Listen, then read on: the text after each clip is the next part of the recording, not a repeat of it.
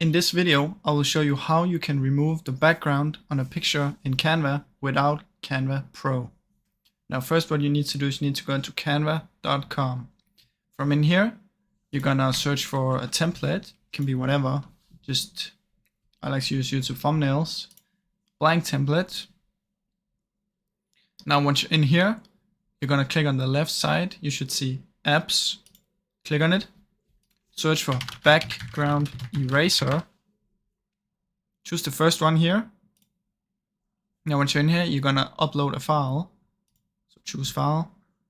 I'll just select this one. Press remove background. Now wait for it to load. Once you've done this, it will upload the picture without the background. So just wait a few seconds.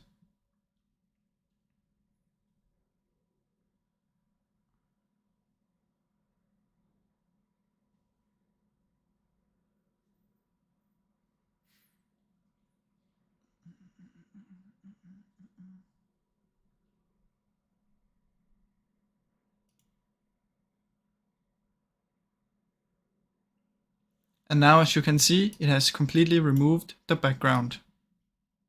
And that's how you can do it, guys, in Canva without needing to upgrade to Canva Pro. Thanks for watching.